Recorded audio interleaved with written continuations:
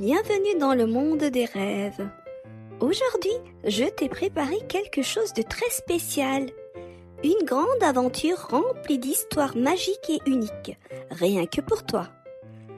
Installe-toi confortablement, prends ton doudou préféré si tu en as un et laisse-toi emporter. Tu peux même fermer les yeux si tu le veux et imaginer toutes les merveilles qui t'attendent. Ici, dans notre coin lecture, tout est possible. Mais avant de commencer, si tu aimes les jolies histoires, tu peux tapoter sur le petit pouce en l'air pour me le dire. Et cela me fera très plaisir. Bien. Prêt? Alors respire doucement. Écoute. L'aventure commence maintenant.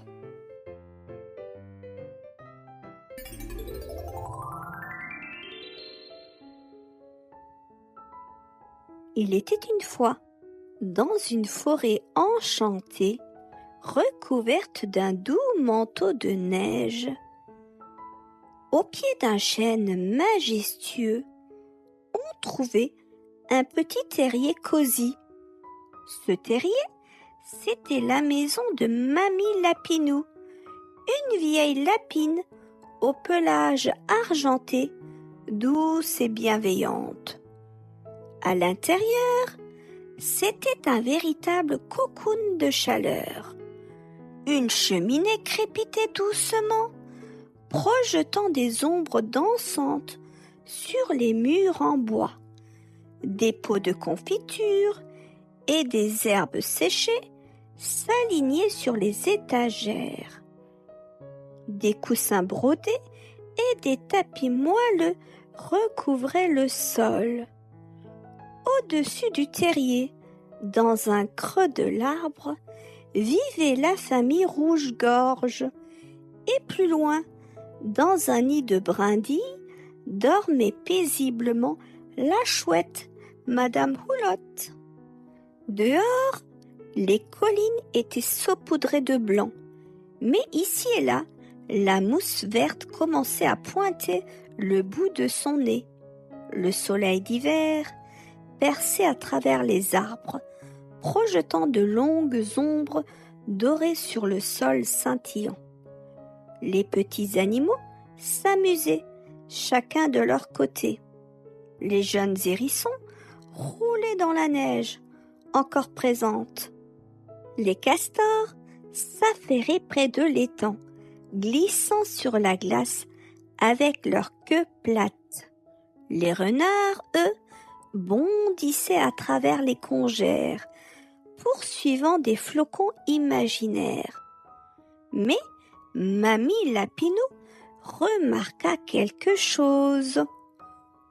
Autrefois, tous les enfants des bois jouaient ensemble, sans se soucier de leurs différences.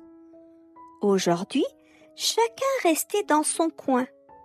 Les lapins avec les lapins, les écureuils avec les écureuils, les hérissons entre eux. Elle soupira doucement en observant la scène depuis la fenêtre. C'est dommage. Avant, tout le monde jouait ensemble. Il n'y avait pas de clan. Elle se rappela de son enfance, les souvenirs d'anciens hivers, où elle courait avec les renardeaux et les petites souris. C'est alors qu'une idée germa dans son esprit. Un doux sourire illumina son visage. Elle quitta la fenêtre et se dirigea d'un pas tranquille vers sa chambre. Sous son lit, caché dans un vieux coffre en bois, elle tira une petite malle qu'elle n'avait pas ouverte depuis très longtemps. Clac! Elle ouvrit la malle et ses yeux pétillèrent. Ah! Voilà ce que je cherchais! Elle en sortit de vieux ustensiles, des moules en cuivre et de petits sachets d'épices mystérieuses. De retour dans sa cuisine, Mamie Lapinou enfila son tablier, ajusta ses lunettes et se mit au travail. Elle mélangea de la farine, du beurre, du miel et une pincée de cannelle. Puis, elle ouvrit un vieux carnet de recettes, transmis par sa propre grand-mère, et ajouta quelques gouttes d'un extrait secret caché dans un petit flacon. L'arôme qui se dégagea emplissait déjà le terrier. Une odeur douce et sucrée qui réchauffait le cœur. Quand la galette fut placée dans le four, l'odeur s'échappa doucement par la cheminée. L'odeur monta jusqu'au nid des rouges-gorges. Tu sens cette odeur, maman? Gazouilla un des petits oiseaux. Elle glissa par les racines jusqu'au terrier des hérissons. Oh, ça sent bon! S'exclama un jeune hérisson en reniflant l'air. Bientôt, toute la forêt suivait cette délicieuse odeur. Les renards, les écureuils, les souris, les castors, tous se mirent en chemin vers le terrier de Mamie Lapinou. Quand elle ouvrit la porte, Mamie Lapinou découvrit tous les enfants de la forêt, les yeux brillants et les ventres qui gargouillaient. « Entrez donc, mes petits, j'ai préparé quelque chose pour vous tous. » Elle plaça la galette sur une grande table. Tous s'assirent côte à côte, oubliant leurs différences. Mamie Lapinou découpa des parts et, surprise, chaque enfant trouva une fève dans sa tranche. « Nous sommes tous rois et reines aujourd'hui !» s'écrièrent-ils en riant. Mamie Lapinou leur donna de jolies couronnes confectionnées avec soin. Et pour chacun, elle avait préparé un petit cadeau.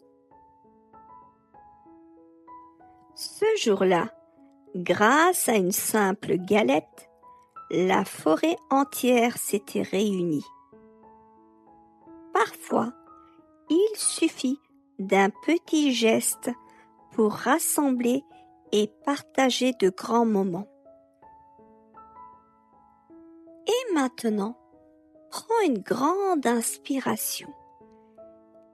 Imagine-toi dans cette forêt, entouré de ces animaux, et essaie de sentir l'odeur de la galette de Mamie Lapinou.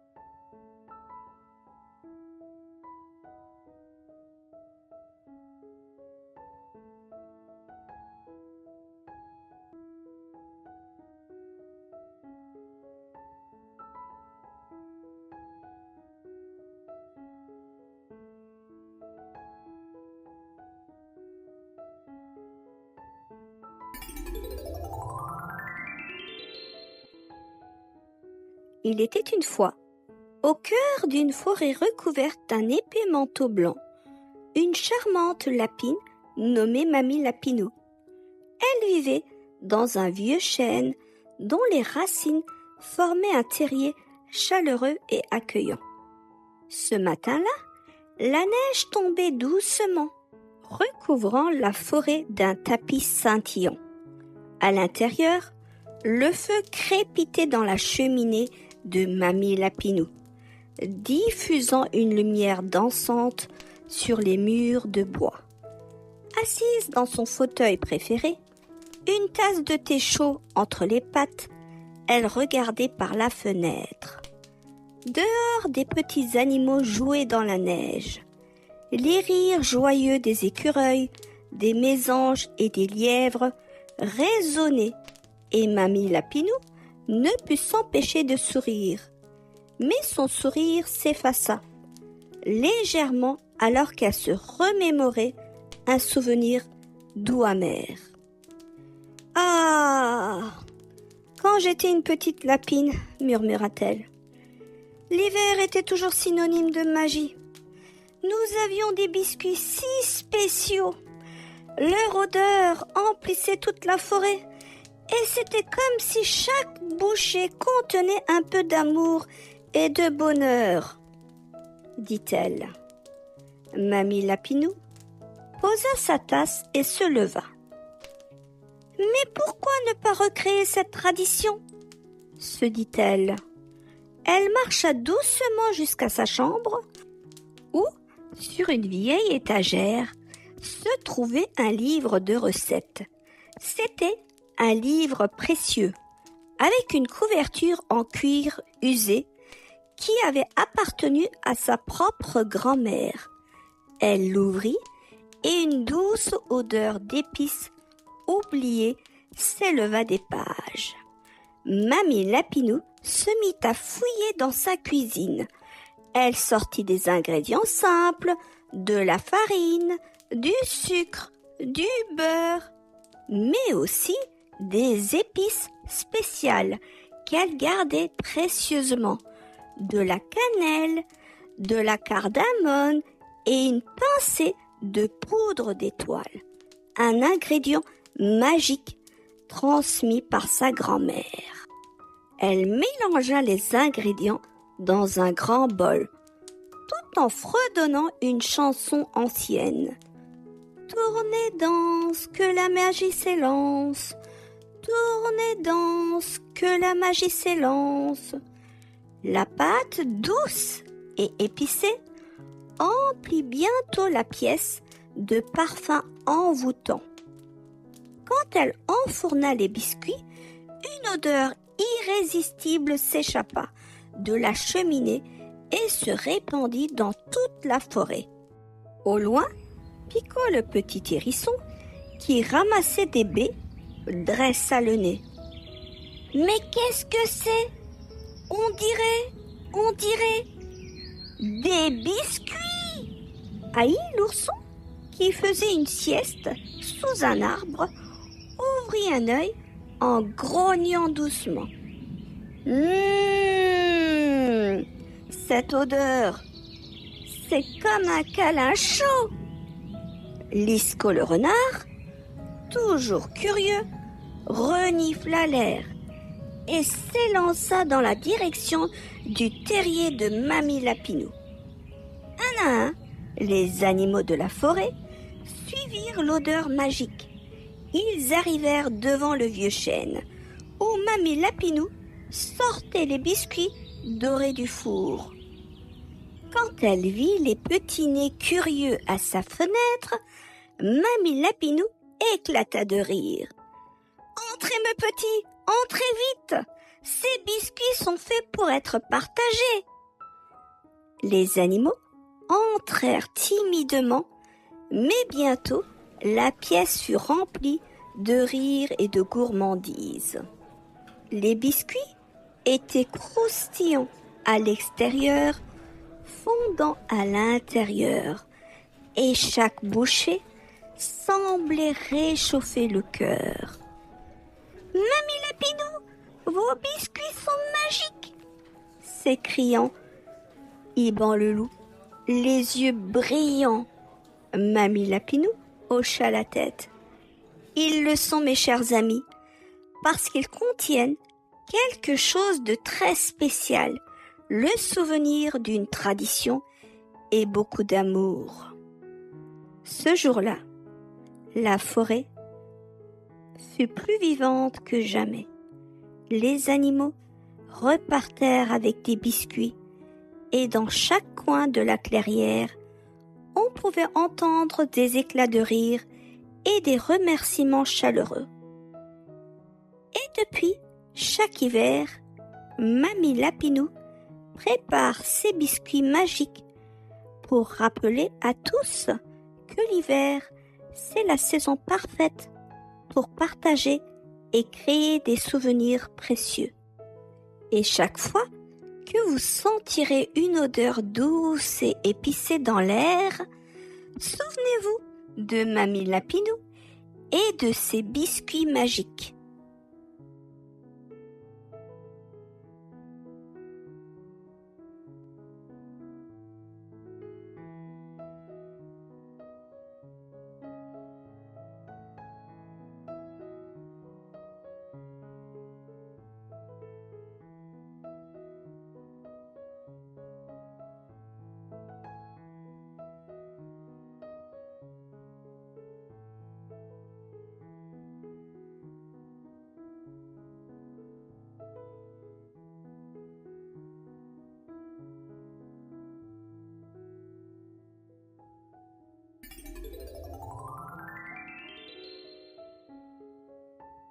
La princesse Lia était allongée dans son lit, bien émitouflée sous sa couverture légère, les yeux mi-clos. Elle se laissait bercer par la brise d'été qui faisait doucement onduler les rideaux. Mais ce soir, elle ne pensait qu'à une chose, aux bonbons. Elle venait de passer une journée magique remplie de sucreries. C'était son anniversaire et on lui avait offert des montagnes de friandises, des guimauves moelleuses, des caramels fondants, des chocolats aux éclats de noisettes. Avant de s'endormir, une pensée lui traversa l'esprit. Et si il existait un royaume fait uniquement de bonbons, un endroit où les nuages seraient en barbe à papa, où les fontaines couleraient en sirop fruité, un monde où l'on pourrait goûter à tout sans jamais être rassasié. Elle sourit en fermant les yeux. Quel dommage que cela n'existe pas. Soudain, un léger battement d'ailes troubla le silence de la nuit. Flap, flap, flap. Lia ouvrit doucement les yeux. Une brise plus fraîche, presque sucrée, passa à travers la fenêtre entr'ouverte. Elle se redressa légèrement et tourna la tête. Un hibou, mais pas n'importe quel hibou. Il était immense et majestueux, son plumage blanc scintillant comme s'il était fait de lumière de lune et de poussière d'étoiles. Ses yeux dorés brillaient doucement, reflétant le ciel nocturne. Il restait là, immobile, la fixant avec un étrange bienveillance. Lia s'approcha doucement. À cet instant, quelque chose d'incroyable se produisit. Un frisson parcourut Lia. 2 minuscules flocons tombaient du ciel. Elle plissa les yeux. De la neige! Mais c'est impossible! possible. Il faisait bien trop chaud. C'était encore l'été. Intriguée, elle tendit la main vers un flocon. Dès que le flocon toucha sa peau, il ne fondit pas, mais se transforma en une boule moelleuse.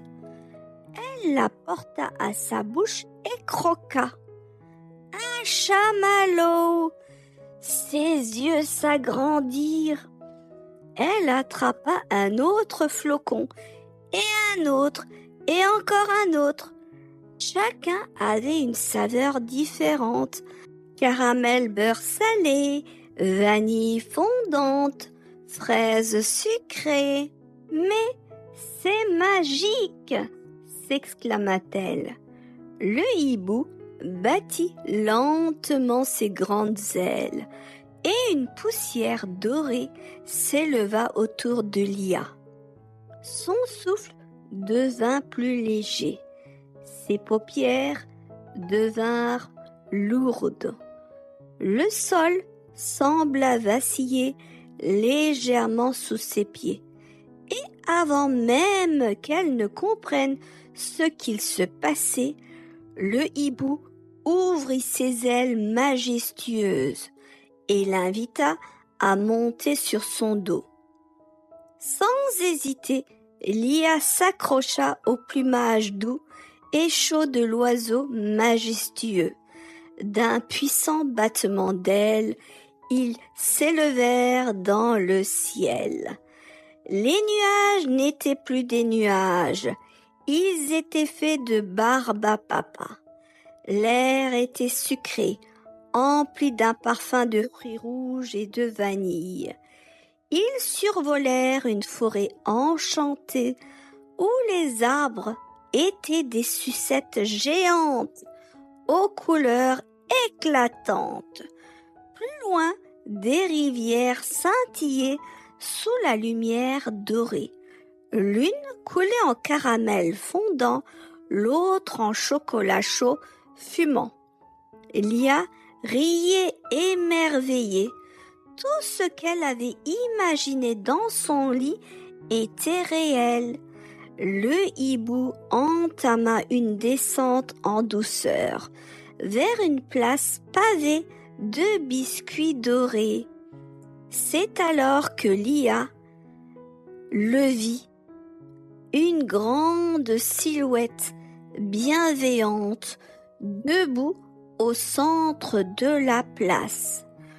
Le roi des sucreries magiques l'attendait.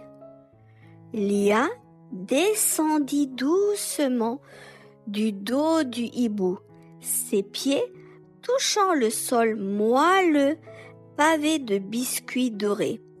Autour d'elle, une douce lumière dorée illuminait la place et dans l'air flottait un parfum délicieux de caramel chaud et de fruits confits. Devant elle, une silhouette bienveillante s'approcha. C'était un homme rondouillard, vêtu d'une grande cape en sucre filé, avec une couronne étincelante en éclats de chocolat blanc. Son sourire était doux et ses yeux brillaient d'une malice sucrée. « Bienvenue, princesse Lia. Je suis ravie de t'accueillir dans le royaume des bonbons magiques. » Sa voix était chaleureuse, réconfortante, comme une tasse de chocolat chaud un soir d'hiver. Lia observa la couronne sur sa tête, intriguée.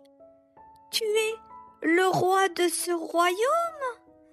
L'homme hocha la tête en riant doucement. « Certains m'appellent le roi des bonbons, d'autres le roi des sucreries.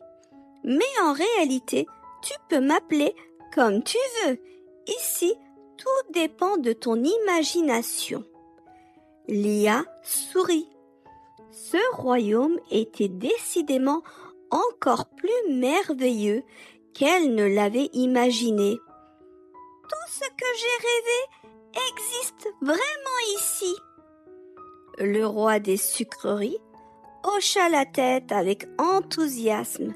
Mais bien sûr, ici, tout ce que tu imagines peut devenir réel. Ce monde est né des rêves et des envies gourmandes des rêveurs comme toi, Lia. Lia écarquilla les yeux. Alors, je peux visiter les magasins magiques, découvrir les palais de chocolat, boire dans une rivière de sirop fruité? Le roi éclata de rire. Mais bien sûr, viens, je vais te montrer. Lia suivit le roi à travers les rues scintillantes du royaume. Les boutiques brillaient sous la lumière dorée, leurs vitrines débordant de bonbons de toutes les couleurs, de barres chocolatées aux reflets dorés et de guimauves moelleuses empilées comme de petits nuages sucrés. Elle s'arrêta devant un immense palais en chocolat blanc, où les colonnes étaient sculptées dans un nougat et les fenêtres brillaient comme du sucre d'orge transparent. Un peu plus loin, une fontaine magique coulait en chocolat chaud et des enfants riant en remplissant des coupes de caramel fondant. Les rues sentaient le miel et la vanille, et l'air était léger comme une plume de barbe à papa. Lia ouvrit grand les bras, tournoyant sur elle-même, émerveillée. C'est encore plus beau que dans mon rêve. Le roi des sucreries sourit. Parce que ce n'est pas un rêve, Lia. Ici, tout devient réel tant que tu y crois. Lia ferma les yeux un instant. Elle ressentait la chaleur douce de ce lieu, la légèreté de l'air sucré, l'éclat des lumières dorées. Elle était bien ici. Le roi s'arrêta devant une grande porte en nougat doré. Avant de partir, Lia, je dois te confier un dernier secret. Elle leva les yeux vers lui, curieuse. Tu pourras revenir ici autant de fois que tu le voudras. Lia sursauta. Vraiment? Le roi hocha la tête, ses yeux pétillants de malice. Il te suffira de fermer les yeux, de te souvenir de ce moment et de laisser ton imagination te guider. Ce royaume existera toujours en toi tant que tu continues à rêver. Lia sentit une douce chaleur envahir son cœur. Tout était parfait. Elle tourna la tête vers le hibou, toujours perché non loin, et comprit qu'il était temps de rentrer. D'un dernier regard émerveillé vers le royaume enchanté, elle serra ce souvenir au creux de son cœur. Le hibou battit doucement des ailes et une lumière dorée enveloppa Lia. Lorsqu'elle ouvrit les yeux, elle était dans son lit. La brise d'été soufflait toujours doucement sur ses rideaux et la nuit était paisible. Mais quelque chose avait changé. Sur son oreiller, un petit flocon sucré scintillait encore doucement avant de disparaître dans un éclat de lumière dorée. Un sourire se dessina sur son visage. Elle savait que ce royaume magique existerait toujours dans ses rêves. Et toi, si tu pouvais visiter un royaume de douceur, que voudrais-tu trouver? Un palais de chocolat, des rivières de jus de fruits, des arbres à sucettes? Ferme doucement les yeux. Imagine. Ce royaume est peut-être déjà en train de se former quelque part, juste pour toi. Bonne nuit et fais de beaux rêves sucrés.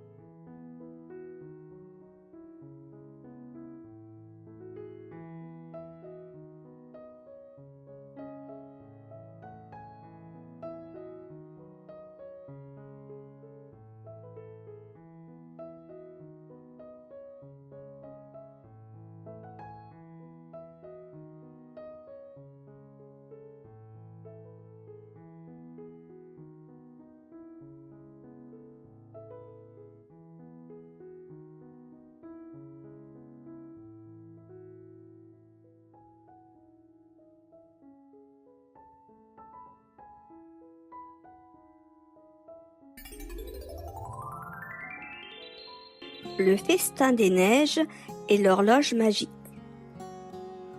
Il était une fois, dans une grande forêt enneigée, un jour d'hiver pas comme les autres.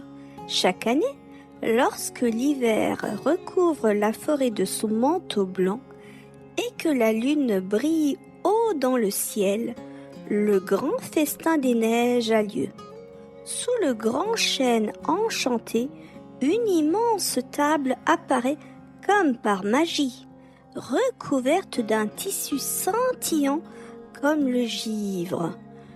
Tous les animaux de la forêt s'y retrouvent, partageant leurs mets préférés dans une ambiance de fête et de chaleur. Mais cette année, quelque chose était différent. Ce matin-là, Pico le petit hérisson ouvrit la porte de son terrier et découvrit quelque chose d'inhabituel.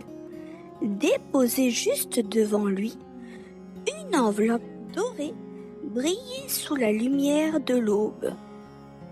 Il la ramassa délicatement et lut les inscriptions en lettres élégantes.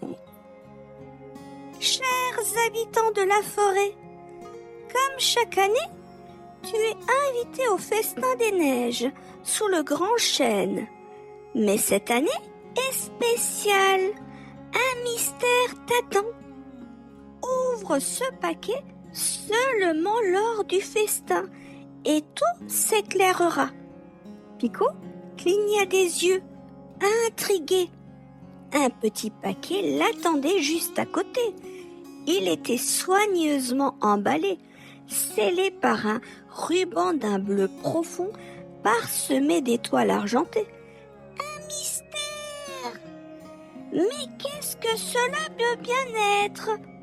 Se demanda-t-il, son museau frémissant d'excitation. Ne pouvant contenir sa curiosité, Pico décida d'aller voir Mamie Lapinou. Chez elle, le feu crépitait doucement, répandant une odeur de tisane aux épices. « Mamie Lapinou, as-tu reçu cette invitation dorée ?» demanda-t-il, agitant la lettre et le paquet sous son nez. « Oh oui, mon petit Pico !» répondit-elle en ajustant ses lunettes. « Mais c'est bien la première fois que cela arrive. D'habitude, il n'y a que l'invitation au festin. Qui a bien pu envoyer ces paquets mystérieux? Pico n'en savait rien. Alors, il continua son chemin. Aïe, le petit ourson, et Iban le loup avaient aussi reçu leur paquet. Et tous se demandaient qui avait bien pu organiser cette surprise. Le soir tombait lorsque Pico arriva enfin au pied du grand chêne. Il savait qu'un être très sage y vivait, Noctilus le hibou, le gardien de nombreuses légendes de la forêt. « Noctilus, Noctilus, es-tu là ?» appela Pico, levant les yeux vers les branches enneigées. Un léger bruissement se fit entendre, et une silhouette aux ailes immenses descendit lentement du chêne. « Ah, Pico, et tous mes chers amis de la forêt, dit Noctilus d'une voix profonde et apaisante, vous avez bien reçu mon message, je vois. » Les animaux se regardèrent avec surprise. « C'est toi qui as envoyé ces invitations et ces paquets ?» demanda Iban le loup. Noctilus hocha la tête, ses grands yeux brillants dans l'obscurité naissante. « Depuis des siècles, je veille sur un objet ancien et précieux. Jusqu'à présent, j'étais le seul à le détenir, mais il est temps qu'il appartienne à toute la forêt. » Pico trépigna d'impatience. « Mais, c'est quoi cet objet, Noctilus ?» Noctilus sourit, mais ne répondit pas directement. Seule chaque pièce est inutile, mais ensemble, elles prendront tout leur sens, dit-il simplement. Un murmure d'excitation parcourut les animaux, mais Noctilus ne révéla rien de plus.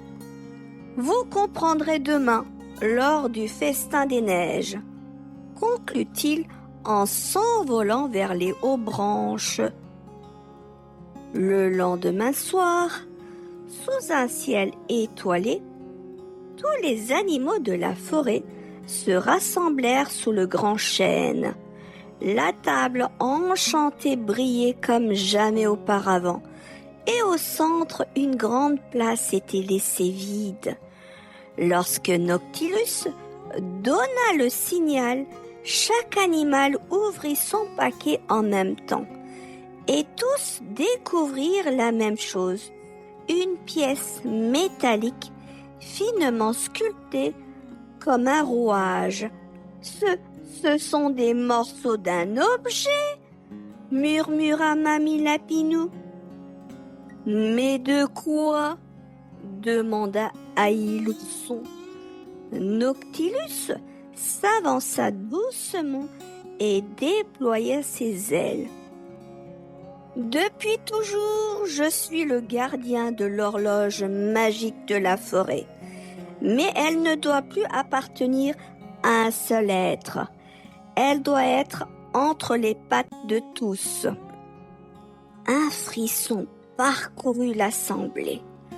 Les animaux comprirent alors qu'ils avaient chacun une pièce de l'horloge magique et que seule leur union permettrait de l'assembler et de la faire fonctionner. Ensemble, ils disposèrent les pièces sur la table. Lorsqu'ils posèrent la dernière, une lumière dorée illumina la forêt et un doux tic-tac, tic-tac cristallin s'éleva dans l'air. L'horloge s'illumina de l'intérieur, projetant de légers rayons scintillants sur la neige. Noctilus observa la scène avec fierté. Désormais, cette horloge vous appartient. À chaque fois que vous passerez devant, vous vous souviendrez de ce moment de partage et d'unité. Un silence émerveillé régna quelques instants, puis un grand cri de joie s'éleva. « Vive le festin des neiges et vive l'horloge du partage !» crièrent.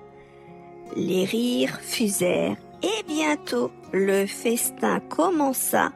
Sous la neige scintillante, la forêt célébra un nouveau chapitre de son histoire. Une tradition qui, grâce à l'horloge magique, ne sera jamais oubliée. Et dans les hauteurs du chêne, Noctilus satisfait ferma doucement les yeux. Le temps passe, mais les souvenirs et le partage, eux, restent éternels. Et depuis ce jour, chaque hiver, lorsque la neige tombe et que l'horloge magique résonne dans la forêt, tous se rappellent le festin des neiges, cette nuit où ils ont compris que l'union fait la force et la magie. Lana, la souris et la grande pâte à modeler. Il était une fois, dans une petite maison cachée au creux d'un vieux chêne, une petite souris curieuse et pleine d'idées appelée Lana. Lana adorait inventer des choses, surtout avec sa matière préférée, la pâte à modeler. Un jour, alors qu'elle s'installait à sa petite table avec ses pots de pâte colorée, elle se dit « Aujourd'hui, je vais créer quelque chose d'incroyable, quelque chose que personne n'a jamais vu. » Lana commença à malaxer, rouler et étirer la pâte. Elle voulait construire une grande sculpture, un château si haut qu'il toucherait presque le plafond de sa maison. Mais rapidement, elle se rendit compte que cela n'allait pas être si facile. Alors qu'elle s'appliquait, ses amis commencèrent à venir. D'abord, ce fut Théo l'écureuil. « Coucou, salut Lana, qu'est-ce que tu fais ?» demanda-t-il curieux. « Je construis un château géant avec ma pâte à modeler, » répondit-elle. Théo regarda les morceaux de pâte éparpillés partout et proposa « Tu sais Lana, si tu veux, je peux t'aider à modeler des arbres pour ton château. » Puis arriva Mia, la coccinelle, qui s'émerveilla. « Oh, c'est magnifique! Je pourrais ajouter des fleurs autour de ton château. » Petit à petit, d'autres amis vinrent prêter main forte. Hugo le hérisson fit de petits buissons en boule et Zoé la grenouille façonna un étang pour le château. À la fin de la journée, le château de Lana était bien plus qu'elle ne l'avait imaginé, avec les arbres de Théo, les fleurs de Mia, les buissons d'Hugo et l'étang de Zoé. Le château était devenu un vrai chef-d'œuvre. Lana recula pour admirer le travail et dit, émue, « Je n'aurais jamais pu faire ça toute seule.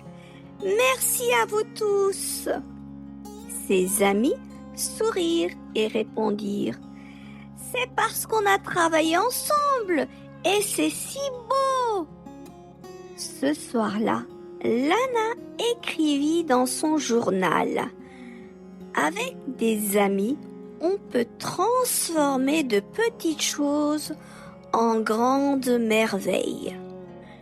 Elle posa son crayon, sourit et se coucha, fière de ce qu'il avait accompli ensemble. Et depuis ce jour, Lana savait qu'il n'y avait rien de mieux que de partager ses rêves avec ses amis, car ensemble, ils pouvaient construire des choses extraordinaires.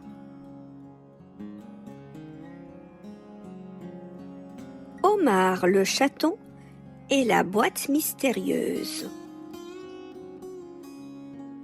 Il était une fois, dans une petite maison nichée au bord d'un ruisseau, un chaton curieux et malicieux nommé Omar. Omar aimait explorer tous les recoins de la maison à la recherche de nouvelles aventures. Un matin, alors qu'il jouait près de la cheminée, Omar remarqua une vieille boîte en bois posée sur une étagère. La boîte avait des gravures étranges, des étoiles et des lunes, et semblait briller légèrement sous la lumière du soleil. « Qu'y a-t-il dans cette boîte ?» se demanda Omar, les yeux brillants de curiosité. Il essaya de grimper pour l'atteindre, mais la boîte était bien trop haute. Déterminé, Omar alla chercher de l'aide. Il trouva Mina la souris malicieuse, en train de grignoter un morceau de fromage. « Mina, il y a une boîte mystérieuse sur l'étagère, mais je ne peux pas l'atteindre. Peux-tu m'aider, s'il te plaît ?» Mina, toujours partante pour une aventure, hocha la tête. « Je peux grimper et la pousser. Allons-y !»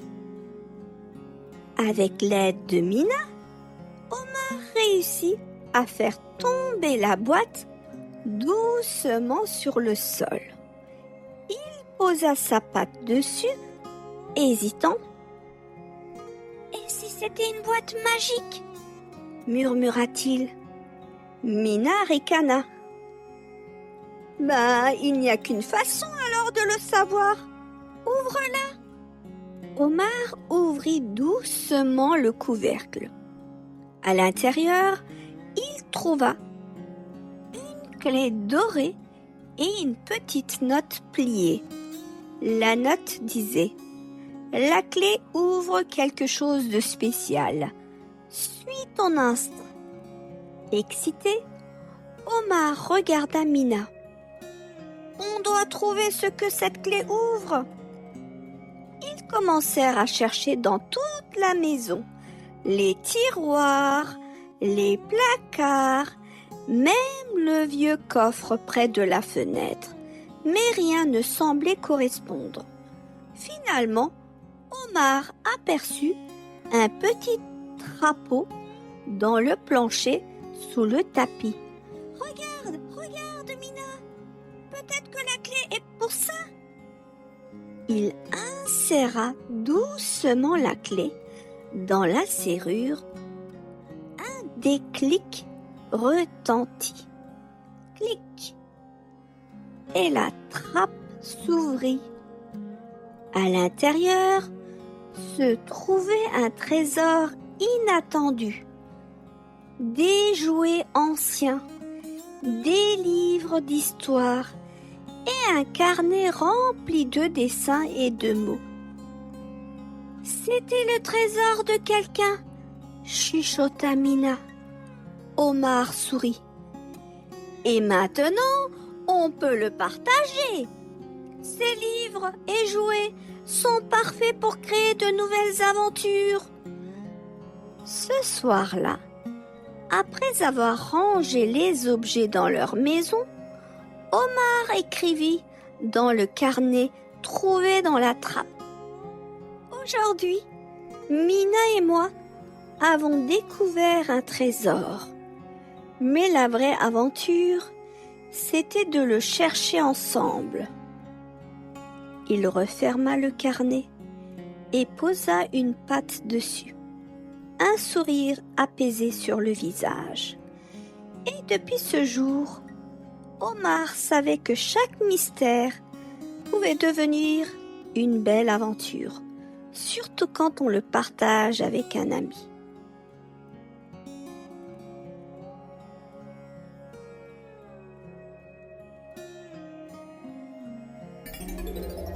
Il était une fois, dans une forêt profonde d'Alsace. Un hiver d'une froideur exceptionnelle. La neige tombait en silence, recouvrant le sol d'un manteau immaculé.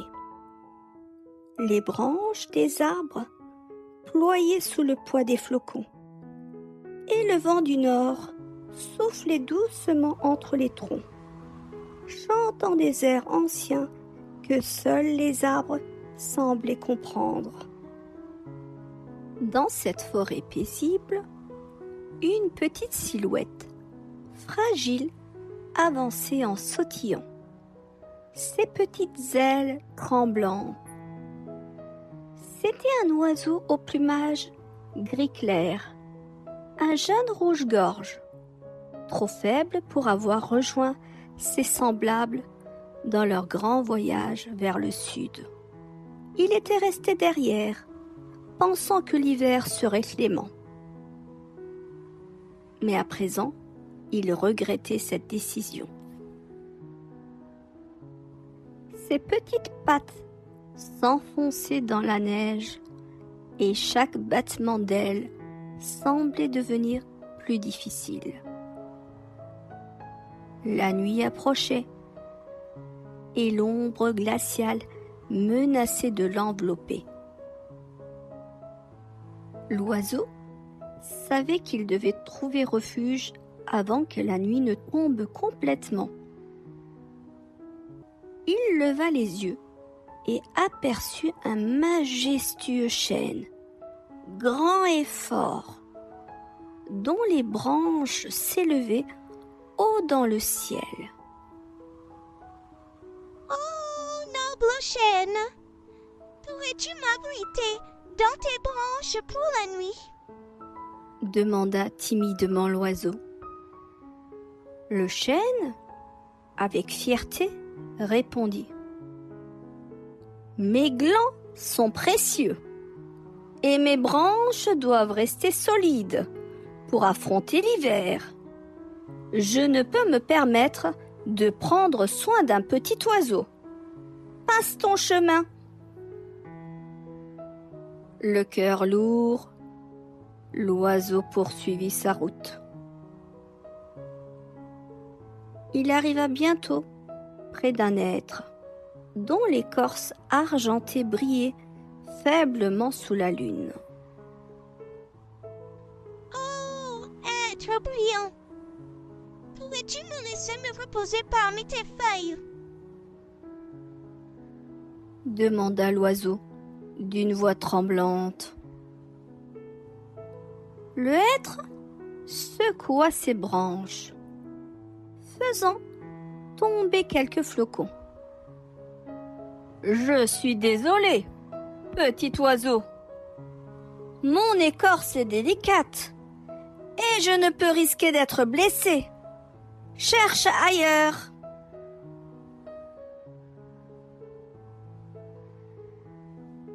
Le rouge-gorge, découragé, continua son chemin,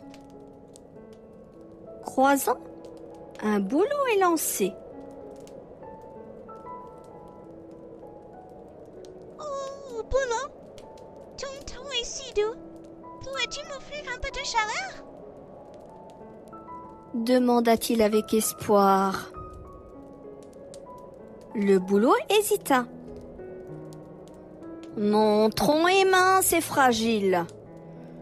Je crains de ne pas te protéger suffisamment, dit-il. L'oiseau, épuisé et transi de froid, baissa la tête. Ses forces le quittaient peu à peu. C'est alors qu'il aperçut, au bord d'une clairière, un petit sapin. Il n'était ni aussi majestueux que le chêne, ni aussi élégant que le hêtre, mais ses branches vertes couverte de neige, semblait chaleureuse. L'oiseau s'approcha timidement. Oh, doux sapin, je suis petit et faible. Accepterais-tu de me laisser me reposer sur tes branches, juste pour cette nuit? Le sapin, touché par la voix fragile de l'oiseau, ouvrit ses branches sans hésiter. « Bien sûr, petit ami, viens te poser ici. Mes branches sont modestes, mais elles sauront te protéger du vent. » L'oiseau se blottit contre le tronc du sapin. La neige formait comme un coussin autour de lui, et les branches du sapin l'enveloppèrent doucement. La nuit passa, calme et silencieuse.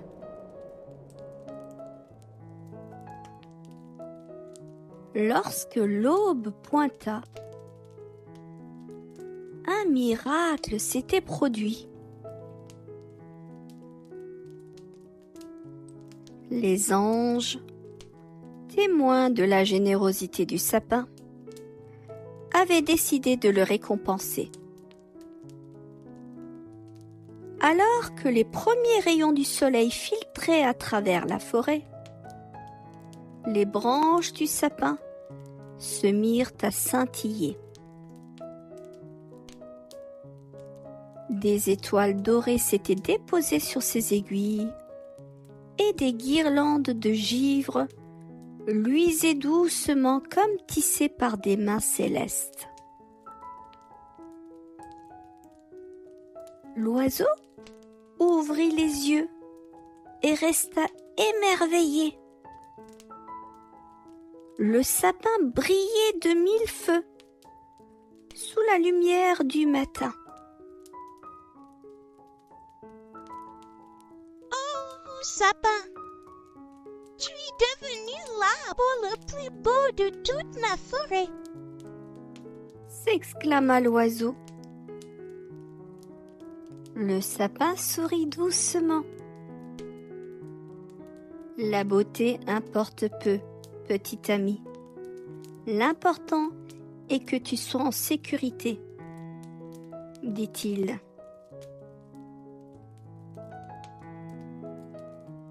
Depuis ce jour, chaque hiver,